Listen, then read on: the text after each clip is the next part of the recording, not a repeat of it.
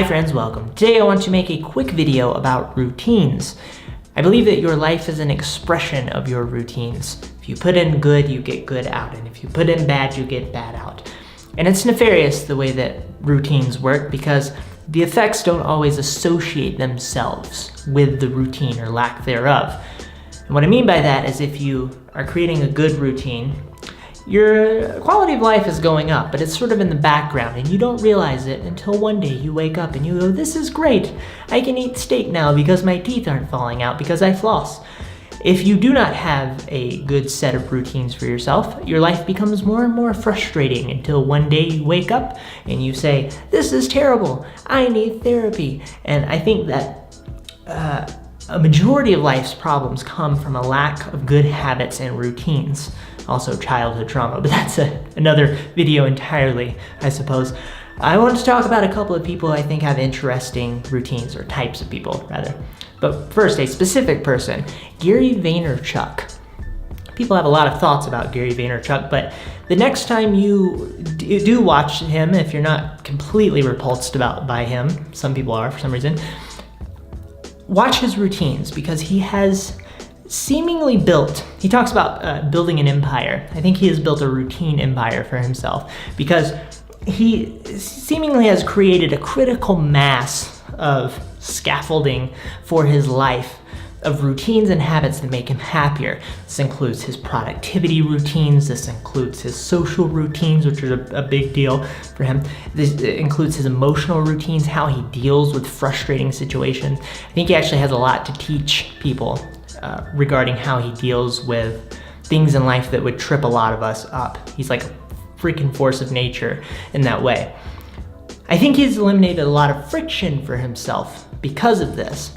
Another example of a type of person that I think has an interesting, healthy type of routine for themselves is podcasters, because what they do is they get up in the morning, they go to the kitchen, they get their coffee, maybe they put a little coconut oil in there. And I learned that coconut oil does not work in iced coffee. I have an iced coffee with coconut oil sitting in front of me. I learned this morning that, coconut oil starts out in a thick, oily state, right? Room temperature coconut oil, or colder. The way to get it to become a liquid state is you heat it up. Now, where I made the mistake is I thought that once you heat it up, it will stay in that liquidy state and will never return back to the thick, oily state. Oh no, alas. My cup is a war zone right now. I won't even show you. I'll spare you the trauma today. Where was I? Podcasters, they get up, they get their hot coffee with coconut oil, they sit down at their desk, and they flip their lever for their idea transmission cylinder of gold, if you're really good at what you do. That's what they call it in the radio business. Your idea transmission cylinder of gold. Gold. They sit down, they flip it on, they start talking about ideas that they care about. And they start conversating with people about ideas that they care about.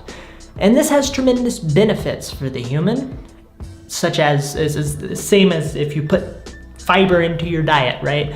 Tremendous benefits. And it's not doing this randomly that really helps that much. It's the consistent daily effort of making this a habit in your life, going deep into this activity.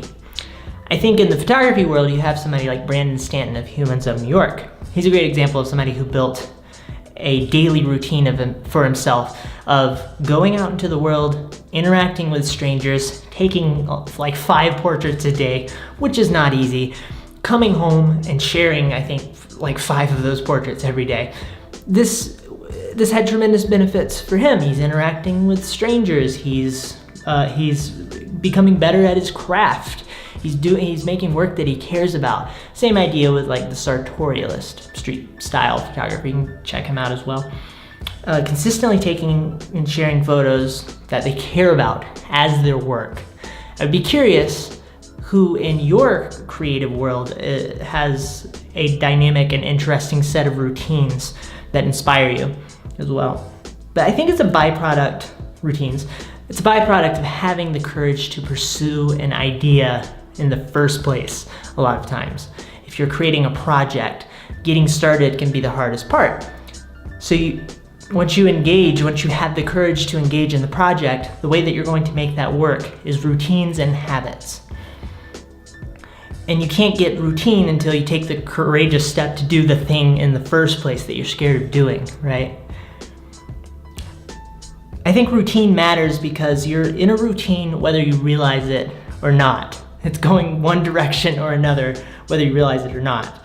And it creates a standard of life for yourself, and it rises and falls in accordance to your effort or lack thereof.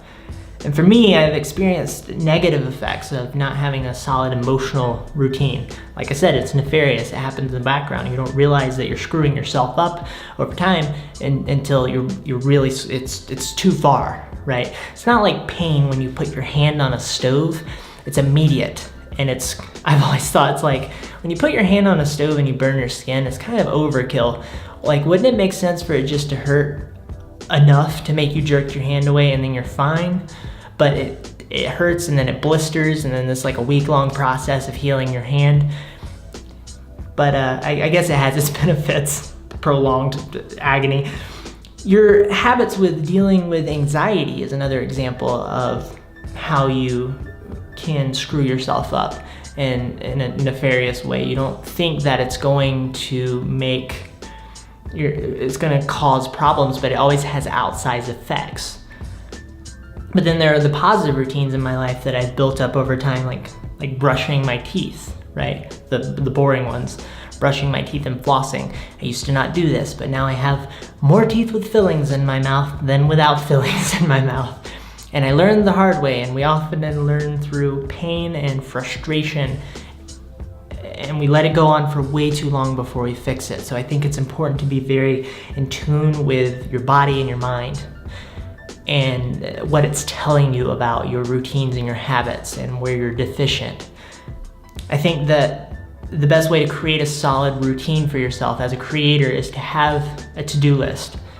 And if you're looking for an app to make a to-do list, there's Things. I think it's absolutely the best one out there. It's, I think, $10 for iOS, $50, don't quote me on this, $50 for desktop.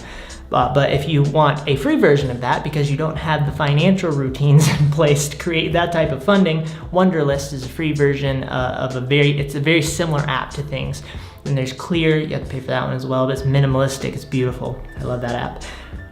So I use apps like Things or Wunderlist or Clear to vomit my brain onto a computer screen or smaller computer screen and organize it. And then what I'm doing is I'm shifting authority from my mind and my feelings to this authority figure that is in front of me. I'm this loving friend of an authority figure in front of me that's telling me what I need to be doing with my days, because I'm not good enough to make that happen consistently on my own. So you're shifting authority. And this stuff is tough. It's supposed to be hard. It's supposed to be a fight. It's supposed to be a diligent battle. You wake up every morning and you are going to face frustrating nightmares of situations, but it's supposed to happen. Prepare yourself for that. Get your sword and your shield and put your helmet on. Going super biblical reference world now. Tony Robbins says that there are two pains in life: the pain of discipline and the pain of regret.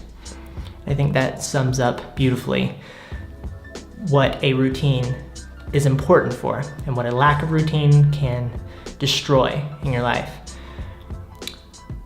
So I think if you want to build something meaningful and you want to utilize a routine towards something that actually matters, you need to have a vision, and then you need to follow up that vision with a proper routine. So I think it's important to ask, what scaffolding could we build that would make us function better towards that end goal and all of the end goals that you may have. That's it for this video. I'd love to hear your thoughts.